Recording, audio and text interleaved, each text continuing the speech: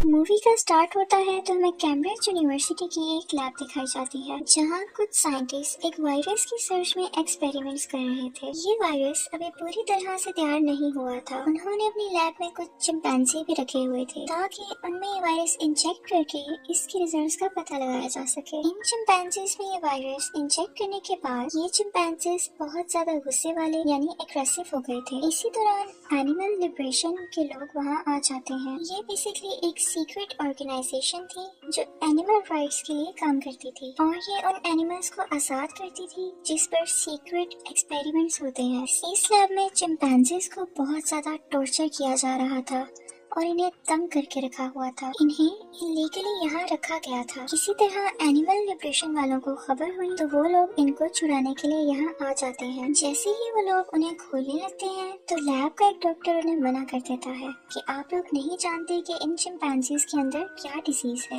इनके अंदर एक वायरस इंजेक्ट किया गया है और अगर आप इनके करीब गए तो ये बहुत ज्यादा खतरनाक साबित हो सकते हैं। लेकिन ये लोग उसकी नहीं सुनते और केज का दरवाजा खोल देते हैं और जैसा कि चिंपैंजीज एग्रेसिव यानी गुस्से में थे तो वो उस लड़की पर अटैक कर लेते हैं और उसे काट देते हैं। देखते ही देखते वो लड़की कुछ सेकंड्स में अजीबोगरीब तरीके से खड़ी हो जाती है। उसकी आंखों का रंग बदल जाता है और उसे खून की उल्टी आने लगती है। वो खून उसके कंपेनियंस यानी साथियों पर भी गिर जाता है और वो भी उस लड़की की तरह इन्फेक्टेड हो जाते हैं। ये वायरस जिसकी भी बॉडी में जाता था वो बहुत ज्यादा एग्रेसिव हो जाता था। ये वायरस चिंपैंजीज के मुकाबले में इंसानों के जिस्म पर 2 गुना ज्यादा असर कर रहा था क्योंकि इंसानों और जानवरों के दिमाग में बहुत फर्क होता है। बहुत ज्यादा गुस्से की वजह से इंसान पागल बन जाता है जिसकी वजह से वो बाद में ज़ॉम्बी बन जाता है। ये वायरस ब्लड और सलाइवा के जरिए लोगों में ट्रांसफर होता है। लैब का डॉक्टर उस लड़की को मारने की कोशिश करता है लेकिन उससे पहले ही वो लड़की अपने गुस्से की वजह से उसे मार देती है। इसके बाद वायरस बहुत तेजी से फैलने लगा था। पहले पूरा शहर इससे इन्फेक्टेड हुआ और आहिस्ता आहिस्ता पूरी कंट्री यानी पूरा मुल्क इससे इन्फेक्टेड हो गया। इस इंसिडेंट की 28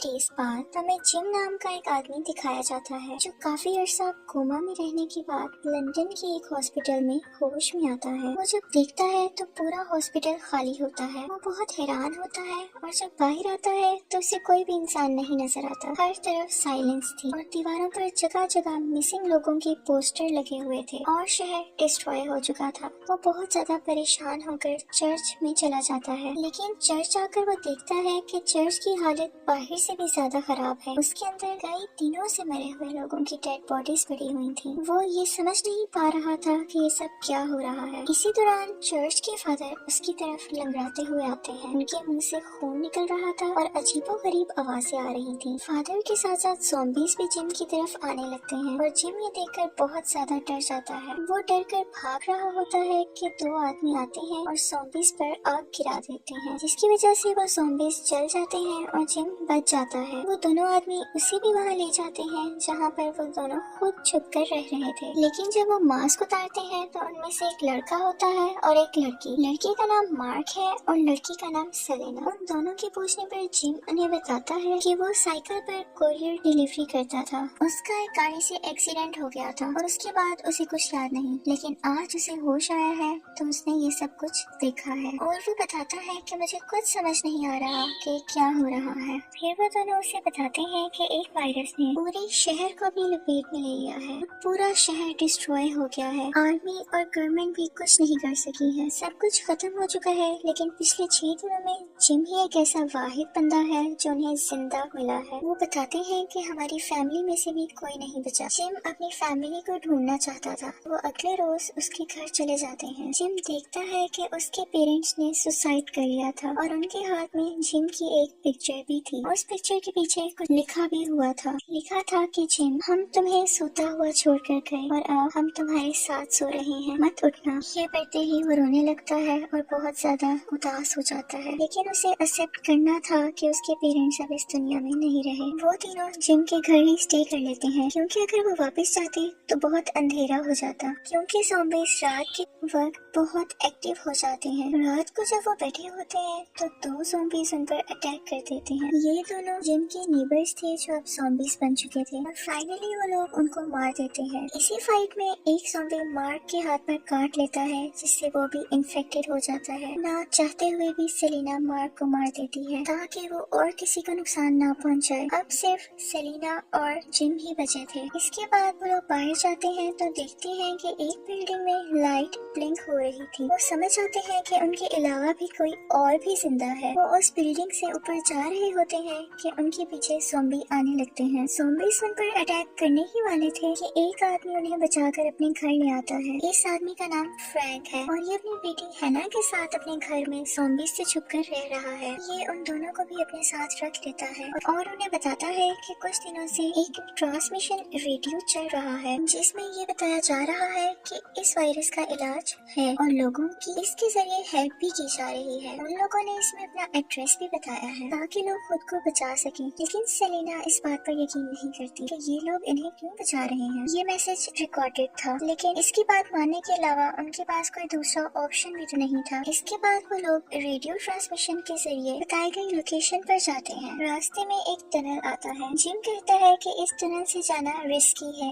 यानी खतरनाक है, लेकिन फ्रैंक कहता है कि हम इस रास्ते से जल्दी पहुंच सकते हैं। उस टनल में और भी बहुत सारी गाड़ियां थी। फ्रैंक तेजी से गाड़ी ले जा रहा होता है कि उसका फ्रंट टायर पंक्चर हो जाता है। जब वो टायर बदलने उतरते हैं तो वो देखते हैं कि बहुत सारे ज़ॉम्बीज़ उनकी तरफ बढ़ रहे थे, जिसके बाद वो जल्दी से टायर चेंज करते हैं। ज़ॉम्बीज़ के वहाँ पहुँचने से पहले वो वहाँ से गाड़ी भगाकर चले जाते हैं। 2-3 दिन बाद ये लोग उस लोकेशन पर पहुँच जाते हैं लेकिन देखते हैं कि वहाँ पर कोई भी नहीं था। सेलिना जब ये देखती है तो वो कहती है कि हमें वापस जाना चाहिए। वो डिसअपॉइंट होकर वापस जाने लगते हैं। तब फ्रैंक देखता है कि एक गवाह एक डेड बॉडी को खा रहा था। ये देखते हुए उस डेड बॉडी के ब्लड का एक ड्रॉप फ्रैंक की आंख में गिर जाता है, यानी अब वो भी इन्फेक्टेड हो गया था। उसकी बेटी हैना उसके पास जाने की कोशिश करती है लेकिन वो उसे पीछे कर देता है। जिम उसे मारने ही वाला था कि आर्मी का एक सोल्जर उसे शूट कर देता है। वो सोल्जर बाकी लोगों को अपनी वैन में बिठाकर अपने साथ ले जाता है। वहाँ उनकी मुलाकात मेजर हेनरी से होती है जो उन्हें यकीन दिलाते हैं कि अब वो यहाँ पर सेफ हैं क्योंकि इन्होंने अपनी बाउंड्री सिक्योर यानी महफूज की हुई थी और कोई ज़ॉम्बी भी अंदर नहीं आ सकता था। अगर कोई ज़ॉम्बी आ भी जाता है तो सायरन से इन्हें पता चल जाएगा और वो उसको फौरन मार देंगे, लेकिन अभी तक उनके पास भी परमानेंट इलाज नहीं आया था। इसके बाद हेनरी जिम को एक आर्मी ऑफिसर मिलर से मिलवाता है जो कि कुछ दिन पहले इन्फेक्टेड हो गया था और उसे चेन्स के साथ बांध कर रखा हुआ था। इसको पकड़ के रखने का मकसद उनका ये था कि वो देख सकें कि ज़ॉम्बी कितने दिन तक खाए पिए बगैर जिंदा रह सकते हैं और इसके बारे में मजीद इंफॉर्मेशन ले सकें। रात को वो सब डिनर कर रहे होते हैं कि उन्हें एक ब्लास्ट की आवाज आती है। उन्हें पता चल जाता है कि ज़ॉम्बीज़ उनके एरिया में आ चुके हैं। वो बाहर जाते हैं और सबको मार देते हैं। जब वो लोग अंदर आते हैं तो एक आर्मी ऑफिसर सेलिना के साथ बदतमीजी करता है। जिम उसे मारने लगता है तो मेजर हेनरी उस आर्मी पर्सन को भेज देते हैं, जिसके बाद हमें पता चलता है कि उन्होंने एक फेक यानी झूठा ट्रांसमिशन चलाया था ताकि इसके जरिए वो लोगों को पनाह दे सके और लड़कियों का मिसयूज कर सके। जिम को जब ये पता चलता है तो वो हैना और सेलिना को लेकर वहाँ से भागने लगता है, लेकिन मेजर हेनरी अपने ऑफिसर्स को बुलवाकर उन्हें रोक लेता है। जिम बेहोश हो जाता है, लेकिन वहाँ पर एक ऑनेस्ट सर्जन फेरल भी होता है जो उनकी हेल्प करता है। वो उन तीनों को बचाने की कोशिश करता है लेकिन आर्मी उनको पकड़ लेती है और जिम को और उनको एक रूम में बंद कर देती है। वहाँ फेरल जिम को बताते हैं कि मेजर हेनरी पागल हो चुका है। इस एरिया के 100 मील दूर तक ये वायरस फैल ही नहीं सकता क्योंकि पहाड़ों और पानी से आगे वायरस कैसे जाएगा, लेकिन उनको ये बात समझ ही नहीं आती। वो यहाँ पर अपनी एक नई ही दुनिया बनाना चाहते हैं। फिर आर्मी के लोग जिम और फेरल को एक फॉरेस्ट में लेकर आते हैं ताकि वो उन्हें मार सकें। वो लोग फेरल को शूट कर देते हैं लेकिन जिम अपनी जान बचाकर भाग जाता है। वो जख्मी हालत में थक कर गिर जाता है तो वो आसमान पर देखता है कि प्लेन जा रहा था। उसे याद आता है कि फेरल ठीक कह रहा था कि यहाँ से बाहर ऐसे भी लोग हैं जो इन्फेक्टेड नहीं है। दूसरी तरफ इन लोगों ने सेलिना और हैना को अपने कब्जे में रखा हुआ था। जिम उन्हें बचाने का एक प्लान बताता है और कैंप के पास वाला सायरन बजा देता है। मेजर हेनरी अपने बाकी सोल्जर्स के साथ उस जगह पर जाता है कि ज़ॉम्बीज़ को मारा जा सके, लेकिन जिम बाकी सोल्जर्स को मार देता है, लेकिन हेनरी वहाँ से बचकर भाग जाता है। उसके बाद जिम भी उसके पीछे बेस कैंप में जाता है और मिलर को खोल देता है। मिलर वही सोल्जर था जो इन्फेक्टेड हो गया था और